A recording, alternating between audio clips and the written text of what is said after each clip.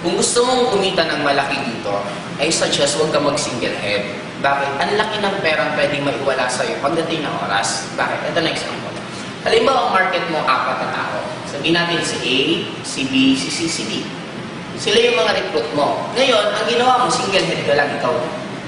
Ngayon, kung re-recruitin mo si A, si B, si C, D, paano mo? Since binary tayo, left, right lang. Dito mo ilalagay si A, dyan mo ilalagay si B. Ngayon, si C and D, saan mo siya ilalagay? Dito, dito.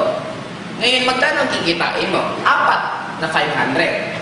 Kikita kang 500 pesos dito, additional 500. Kikita ka ulit ng 500, and additional 500. In short, direct referral pa lang, kumita ka na ng 2,000 pesos.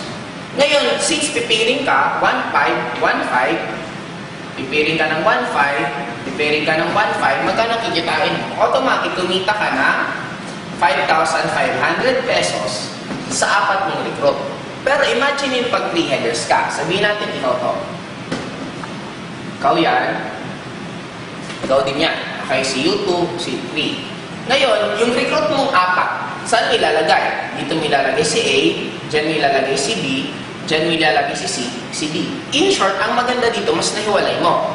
Magkano kikitain mo? 1, 2, 3, 4, 5, 6. 4 ay 6 na direct referral. In short, kumita ka ng 3,000 direct referral pa lang. Eh, di ba ikaw to si Y3? Si Y3 pumili. Kumita si Y3 ng isang 1,500. Eto, si Y2 nagpiring. Kumita siya ng additional 1,500. Eh, ikaw pa rin to.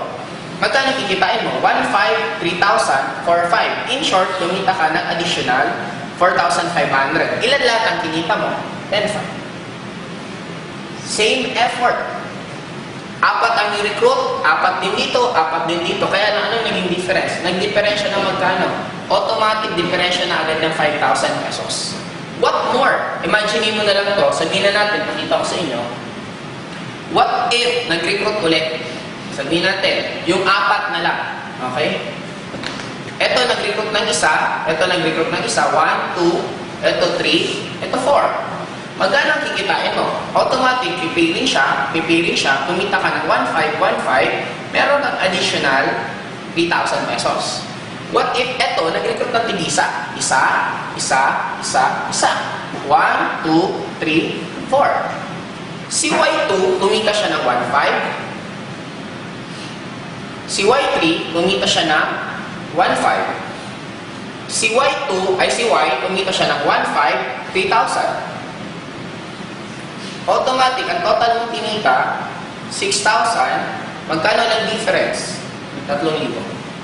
Kaya kung lumaki pa ito nung lumaki, dati na tayo, mas lalong malaki yung mawawala sa yung income.